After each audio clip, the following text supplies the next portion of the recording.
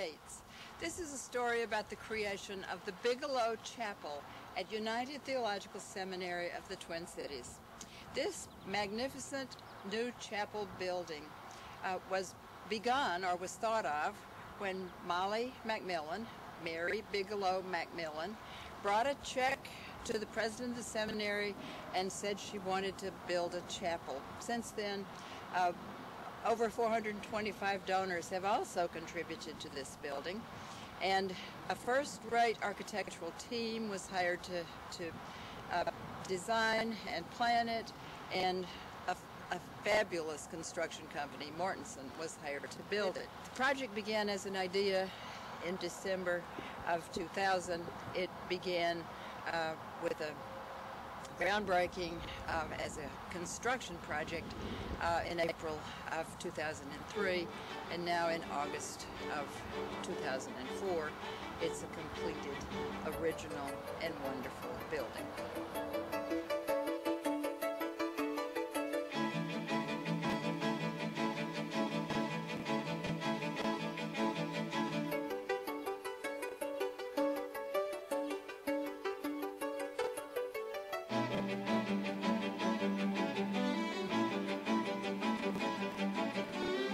I had heard that the recent reaccreditation had gone extremely well, extremely well. Yes. And I had some funds at my disposal, and I thought, of course, that my first gift was going to be able to be just build the building. Yes. And I've always felt very guilty about the fact that it wasn't enough to build the building. And poor Jonathan Morgan and Wilson Yates and all the committees who had just completed a capital campaign successfully had to go out and raise a whole lot more money. So I felt badly about that, but they managed it, yes, thanks to the love in which this institution is held, yes, by so very many people. You might be building a chapel. Oh, that's great. And to say the first thing that went through my head was I have a cousin who's an architect, and he's done some religious work, and I have this old voice in my head saying, because he told me once, never do a church project because they never have enough money and they always meet at night. And I'm happy to say that neither one of them are true. The word chapel, as you probably know, it refers to a religious building that is not attached to a specific congregation. In this case, of course, it's a worship space for the seminary, but the seminary is an educational institution as well as connected to a religious institution. But it also is very deliberately planned to be a worship space accessible for interfaith kind of worship, or other bodies other than Christian ones or Protestant ones, which United Seminary is, of course. But I've always had a real passion for world religions and the study of religion, and I would have to say the ecumenical nature of the space really attracted me. Yes. So that it wasn't one particular set of rituals, set of beliefs. And so really what you're dealing with is you kind of have to peel away the rituals and the beliefs and try to understand what is universal, yes, about spirituality. And that to me was the most compelling force that drove this design. Yes. Be the flagship for the seminary. And I think it's going to pull the seminary together. I think it's going to be used constantly. I came from a big downtown church. I know the demand and the usage of this chapel will be once the word gets out and people see how beautiful it is, and the seminary reaches out to many different denominations. We'll go from probably a very quiet, sleepy little seminary to a much busier place. And I think that was their intent.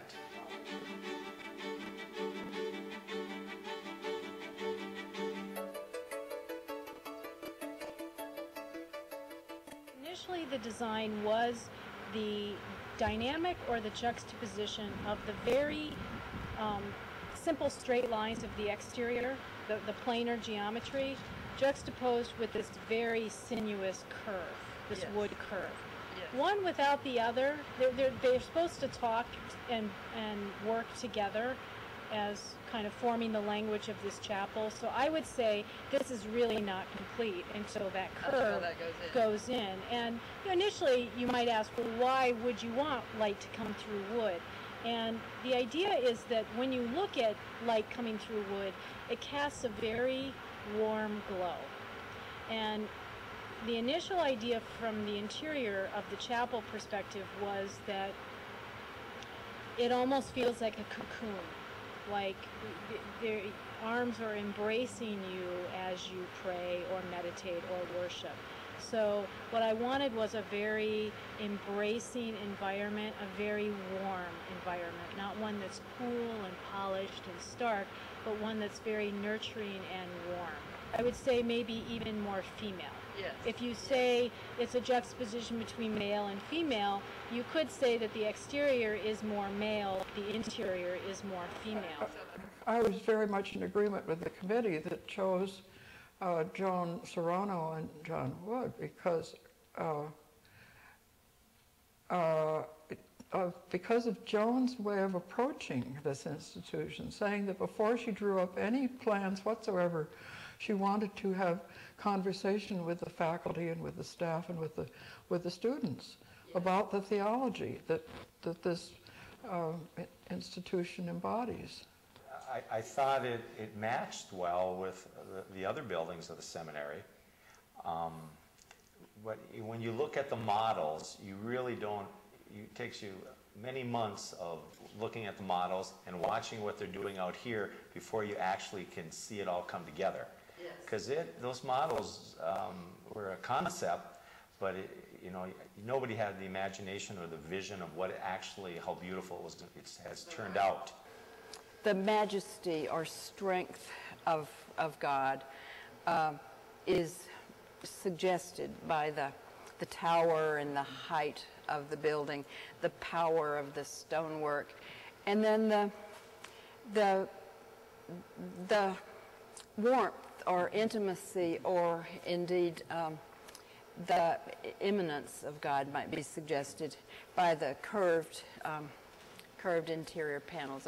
And throughout the building, a lot of people talk about how we need lots of light, especially in the winter in Minnesota, but also the light in many different religions is a signifier, is a symbol for God.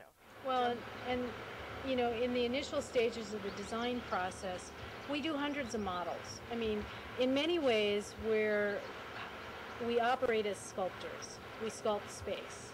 And so we're not really doing floor plans. We don't really even do drawings for the first couple weeks of our design process. We're just doing hundreds of models. And some of the stuff is totally outrageous and really ugly, and some of it's kind of cool, but again, it couldn't be built. And we showed the client, the building committee, all these models. I always say they're the good, the bad, and the ugly. So we really resolved the design through the modeling process. And for this, again, the idea was that it was this simple space of the chapel and kind of flooded with light, and these kind of ethereal planes of light shooting through the chapel in the east-west direction, and then kind of being anchored on one side by this bell tower, which encloses the chimes, and on the other by the narthex, which is the transition from outside to inside the chapel. So again, and then juxtaposed with this curving wood wall that again is kind of severed with these bands of light. And the idea with the light is that not only you can reconnect to the campus and the library and the classroom building and the garden behind us, but also when you look up, you can see the sky, so that you can see the snow and the rain and the sunlight.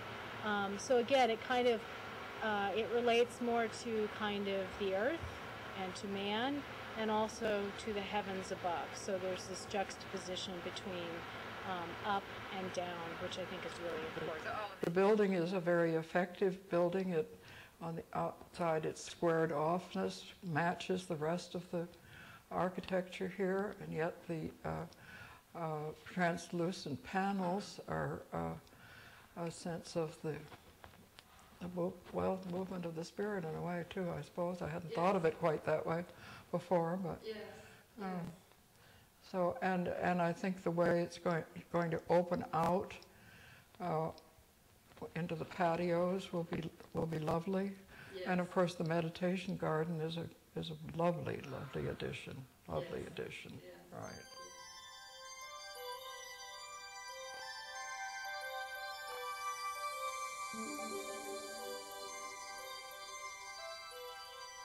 In terms of the type of wood, one day I went to visit a wood company that had all these beautiful veneers of all over the world.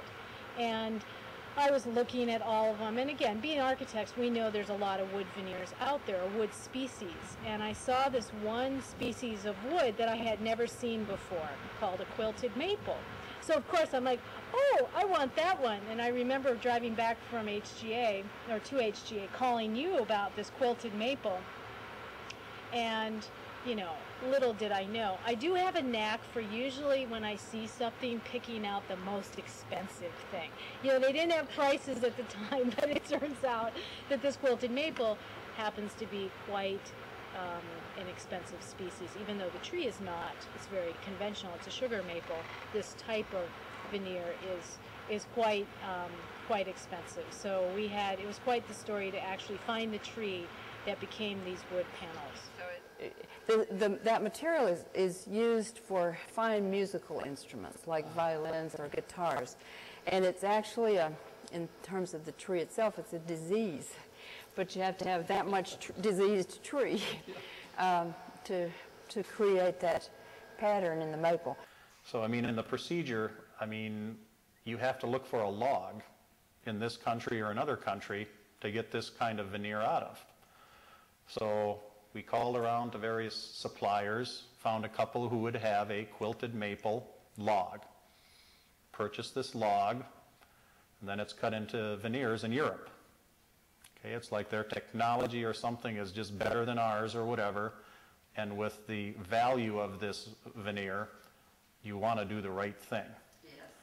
So it's shaved into the thin veneers, and for the curvilinear area, it's sandwiched between two acrylic panels. And epoxy resin is to fasten it all together, seal it all up. So it's a quite demanding process. And again, it's something I have never seen before either. I have never seen this done, and according to people, maybe this is a first in North America for this being done. That was the time to get another expert involved, and this is Mark Sanderson from Woke Sanderson, and his background is the automotive industry, and he had a lot of familiarity with how to do wood dashboards in fancy cars. Yes. That burl, you got the walnut burl. Walnut. He knew all the trade secrets for how to do that in a car, which is subject to, of course, heat and temperature variations that are quite extreme. So we said, this is what we want to do.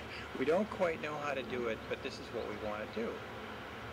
And he took it on as a challenge to try to work with us to figure out how to make these panels that have this thin wood veneer as a composite and would stay together for the life of the building.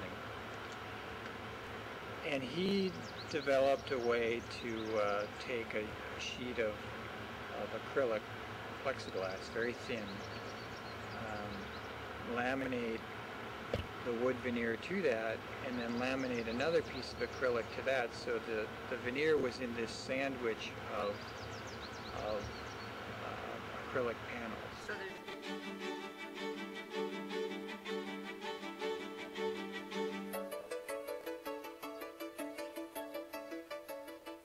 Well, the fins actually went on pretty well. Yes.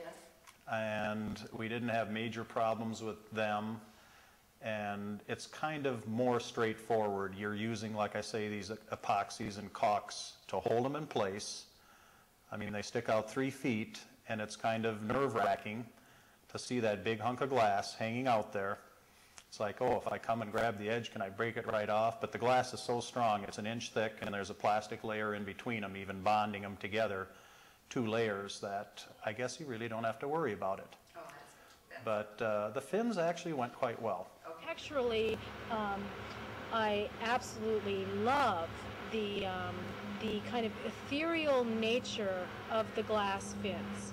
They both float in space. They cast this kind of soft whitish green light, and you know, they provide a sort of rhythm to the space. Again, kind of an architectural device for meditation.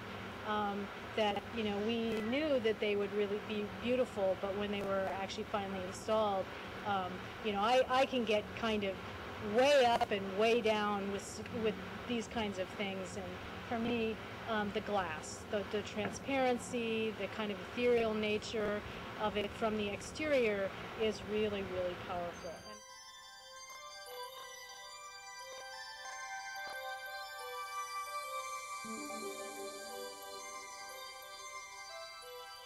Well, I think what we wanted, you know, the architecture, the design is essentially about a series of planar components that are either kind of stone or glass that really take the inspiration, believe it or not, from the existing architecture.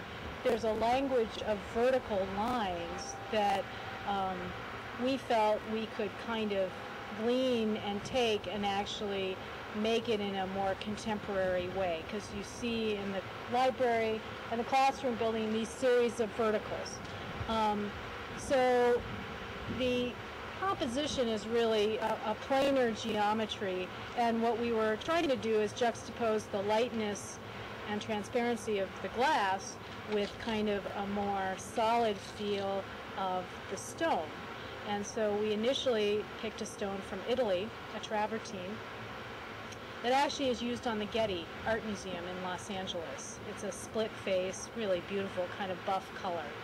And so we went through the process, and again, knowing that all projects have budgets, we got to the point where, even though our budget was quite generous, we couldn't afford this travertine. So we looked at precast.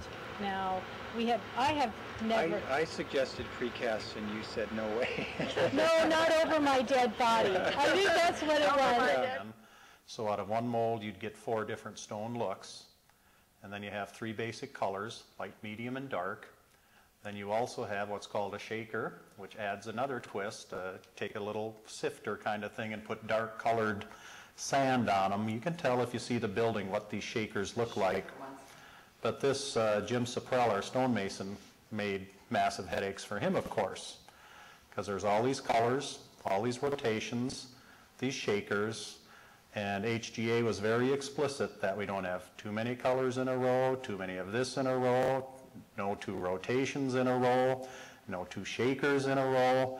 So he had kind of an unenviable job of making sure that his whole crew had enough variety of stones wherever they were working to make sure we had this natural look. Actually, then the precast company almost hand painted every single one. So, you know, this was a case where, again, initially, you know, a lot of building is a learning process. You know, we found the beauty in the precast, and I think, you know, you can see it, and it really does look like stone. An outfit here in Minnesota, Artstone, down in New Ulm, they proposed that they'd cast it in concrete, and they would make it look like travertine marble. So starting way back when, and this might even been in 2002, I believe, they started making these molds. I mean, some real travertine marble was brought in. They used urethane rubber, made a cast of that particular stone, reversed it, and then used it as molds for colored concrete. Yes. And a lot of it, it's not that this hasn't been done before. There's precast everywhere, but just the quality and the look. Because even when I saw pieces of precast and pieces of stone right next to each other, I can't tell.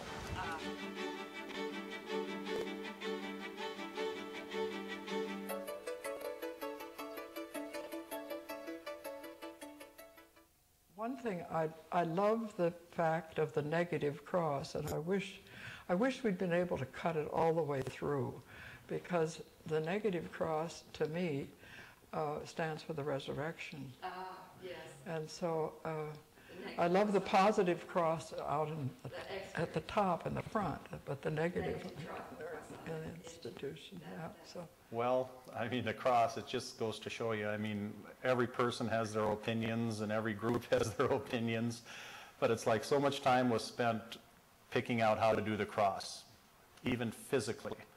Everything from going up there with a huge stone router and cutting it in to what we have now, which is our nice little pieces of precast inset in between the stones. And we had decided on doing a cross. Joan thought, let's do it out of the same material as the rough precast. So it was a beautifully formed precast cross that was set into the tower wall. Projecting out about 2 inches. Right. And we got it up, and a lot of us thought it looked really good. I loved it. It was subtle. Some thought that it was a little too subtle, and you couldn't see it very well from the street. If we were going to have a cross, we should have it and see it. And so then, yes, we experimented with Tom on cladding it in either a brown metal like a bronze or a shiny metal like a stainless steel, and Tom sort of mocked up a sample piece and got up on a ladder and stuck it on, and we went out and looked at it and thought, yeah, this is going to be nice. And so we had the entire thing clad in a little bit of stainless steel, and it's beautiful.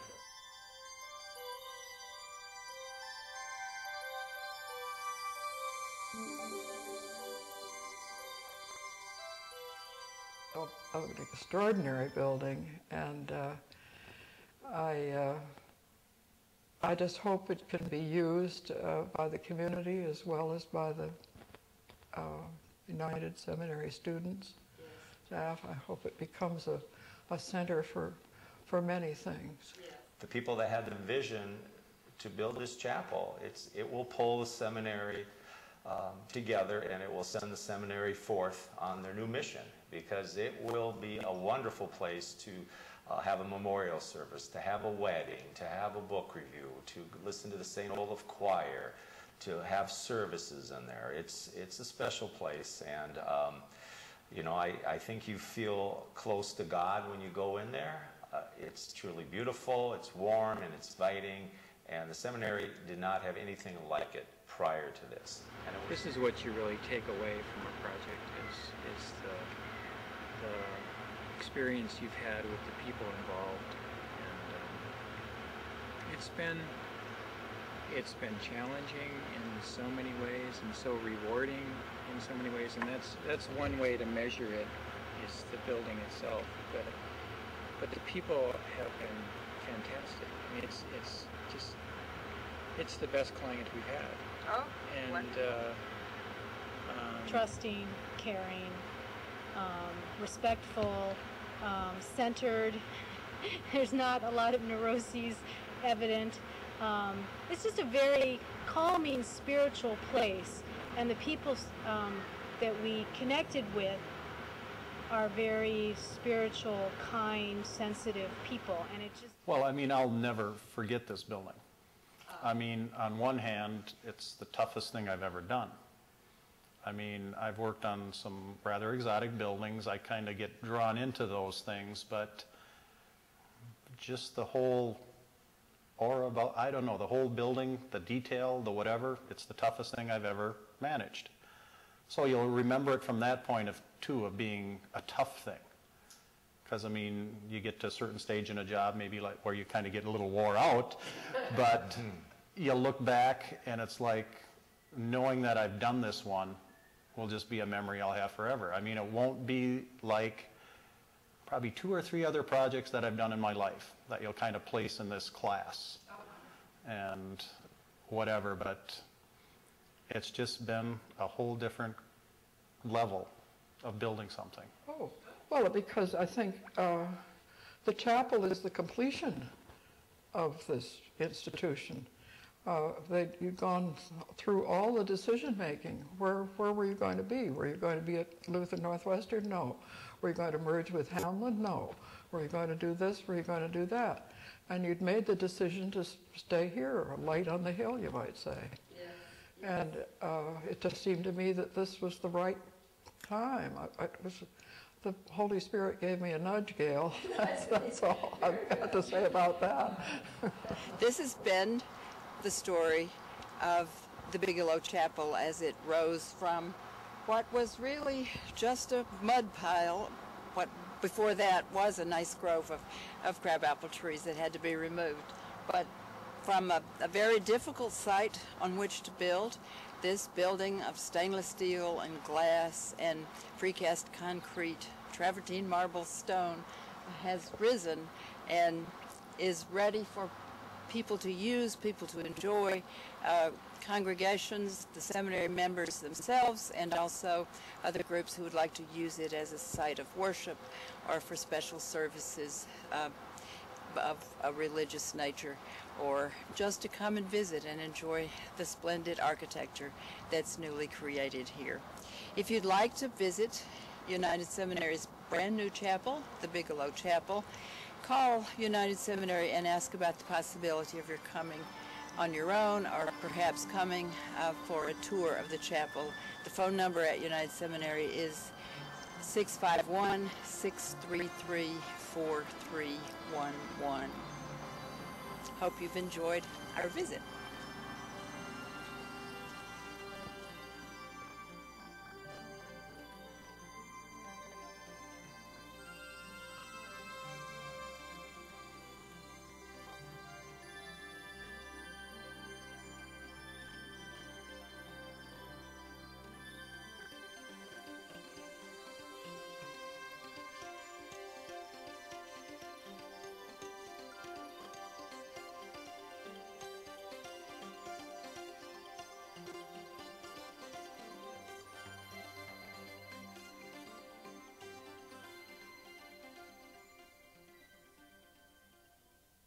CTV is public access